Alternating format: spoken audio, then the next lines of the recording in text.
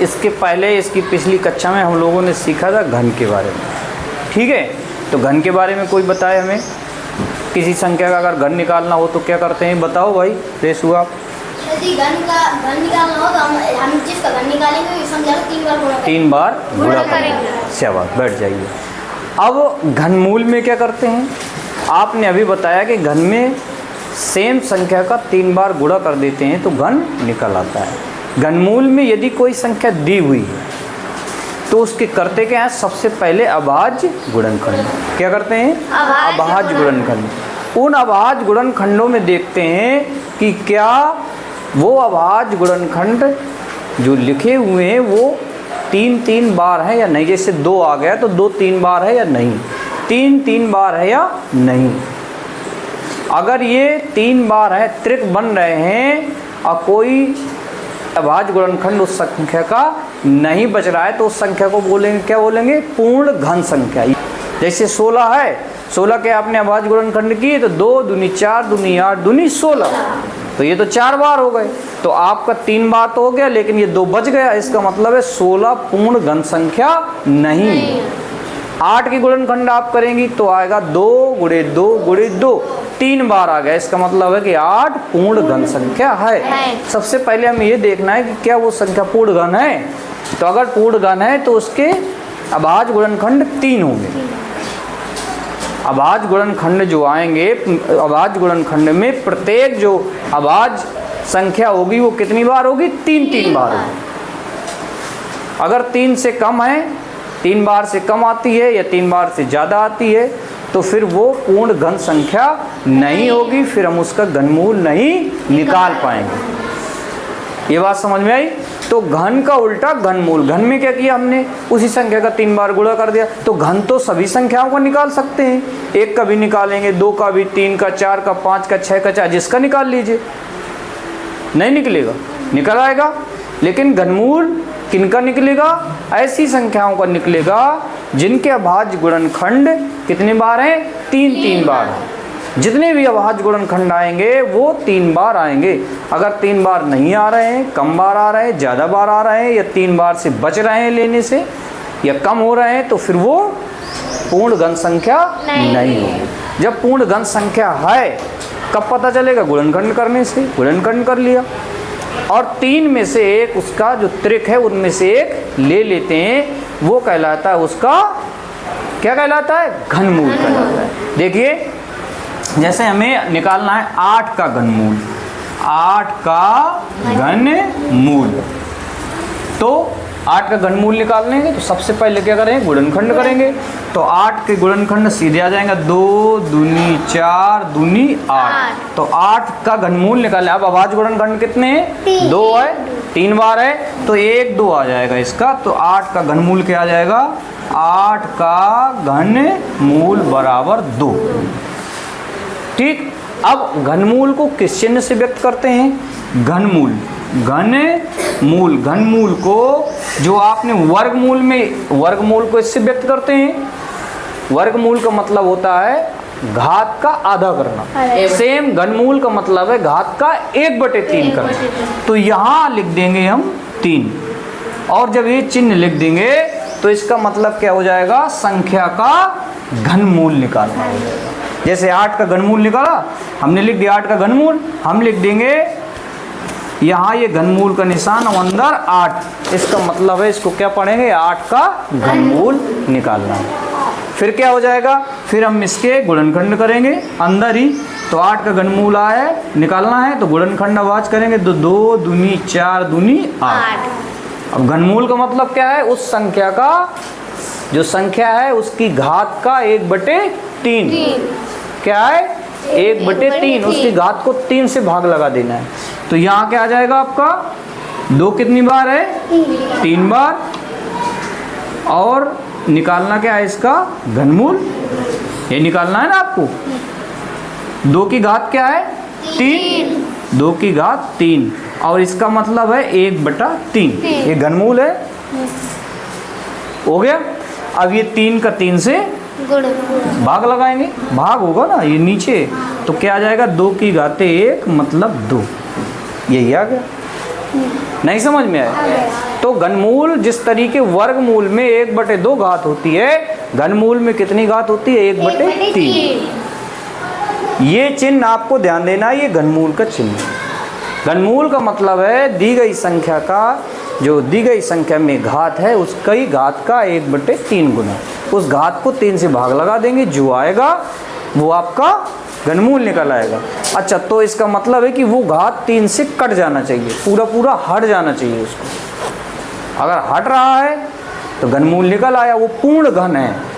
क्या है? पूर्ण घन। बाकी आप निकालोगे घनमूल तो निकल आएगा, लेकिन वो पूर्ण घनमूल नहीं होगा। ठीक है, जैसे 16 का घन, कोई कहेगा घनमूल निकालो, घनमूल निकालोगे तो आ जाएगा 3 यहाँ, 2 गुणे 2 गुणे 2 गुणे 2, तो ये 1 2 आपका बाहर निकल आएगा, निकल आया, और ये आपका 2 यहाँ आ गया, 2 बचा तो यहाँ आ गया। तो घनमूल तो निकल आया, लेकिन ये पूर्ण घन नहीं है, इसमें ये अभी चिन्ह घनमूल का लगा हुआ है। बात नहीं समझ में आई किसी को? जैसे कोई संख्या है, कोई संख्या है, किसी संख्या x का घनमूल का घनमूल, ये निकालना है आपको। तो क्या आ जाएगा? यहाँ ये लगा देंगे 3 और यहाँ लिख देंगे, इसका मतलब हो जाएगा x की घात 1/3। घात को 3 से भाग लगा। ओके, किसी को दिक्कत? क्या है? ऋण x। ऋण x का हमें निकालना है, यदि हमें ऋण x का घन निकालना हो तो ऋण x का घन निकालने के लिए रेशो क्या करें हम? ऋण x का 3 बार गुणा कर देंगे। बैठ जाइए, बहुत सही। ये हमने ऋण x का 3 बार गुणा कर दिया, तो ऋण x के घाते 3 मिल गया। इसी को हम ऋण x के घाते 3 भी कर सकते हैं, ऋण और x के घाते 3 भी कर सकते हैं, क्योंकि ऋण कितनी बार है? 3 बार है, एक ऋण आ जाएगा। तो यदि ऋण x का घन ऋण x की घाते 3 हो सकता है, तो ऋण x के घाते 3 का घनमूल क्या हो सकता है? का घनमूल, भाई घन का उल्टा घनमूल। तो ऋण x के घाते 3 का घनमूल निकालेंगे तो क्या करेंगे? यहाँ 3 लिखेंगे, यहाँ ऋण x के घाते 3 लिखेंगे, अब आ जाएगा ऋण का x, क्योंकि ये किसका घन है? ऋण x का। तो जो ऋण x का घन है तो उसका घनमूल तो ऋण x होगा। अभी बात नहीं समझ में आई? किसी के समझ में नहीं आ रही? देखिए, जैसे आपने निकाला ऋण 8 का घन, आपने निकाला ऋण 2 का घन। तो जब ऋण 2 का घन आपने निकाला तो आपने किया क्या? ऋण 2 गुणे ऋण 2 गुणे ऋण 2 किया, क्या आ गया? ऋण का 8 आ गया, आएगा। किसी ने कहा ऋण 8 का घनमूल निकालिए, घनमूल। तो ऋण 8 का आपने घनमूल निकाला तो क्या आएगा? 3 यहाँ लिखेंगे और ऋण 8 यहाँ लिखेंगे, तो ऋण 2 गुणे ऋण 2 और गुणे ऋण 2 3 बार करेंगे तो ये ऋण 2 इसका घनमूल निकल आएगा। नई बात समझ में आ रही है? तो ऋण 8 का घनमूल क्या आ गया? ऋण 2 आ गया। ऋण 2 का घन क्या होगा? ऋण 8 होगा। नहीं समझ में आया किसी को? तो जिस संख्या का हमने घन निकाला है उसी, तो घन का जब घनमूल निकालेंगे तो वही संख्या आ जाएगी। ये याद रखना है कि ऋण की जो संख्या है पूर्ण घन वाली, उसका जब घनमूल निकालते हैं तो वो जिस संख्या का घन होता है वही संख्या प्राप्त हो जाती है। ऋण 729 का घनमूल निकालना है, का घनमूल। ऋण 729 का घनमूल हमें निकालना है। ठीक, हम 125 का घनमूल करना सीखेंगे। हम 125 का अभाज्य गुणनखंड करेंगे।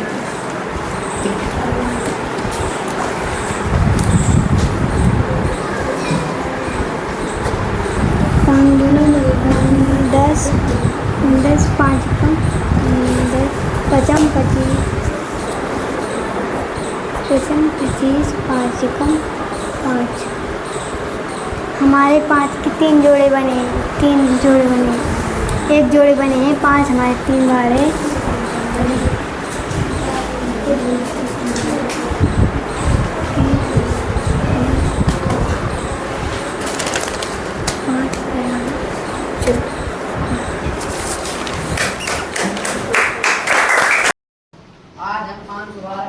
जनरेट करना सीखेंगे। पहले हम 5 12 का आवाज जोड़ा खंड करेंगे।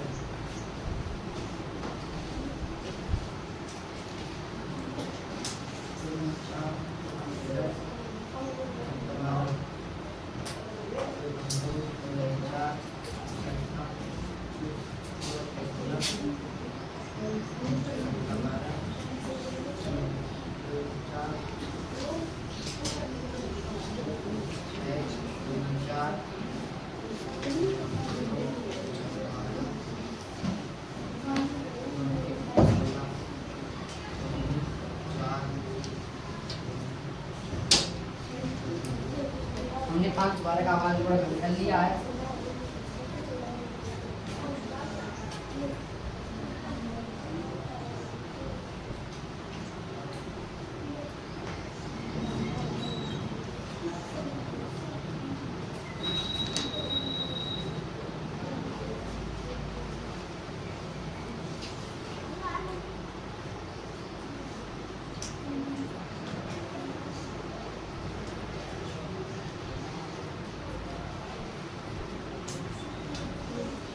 जो जब समान गुणा खंड है हम अब इसके त्रिकोण बनाएंगे।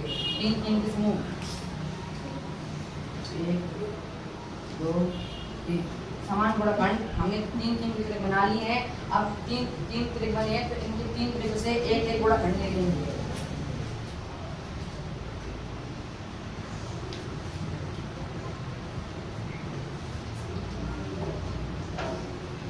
दो 4 का गुणा ये 5 12 घनमूल 8 होगा।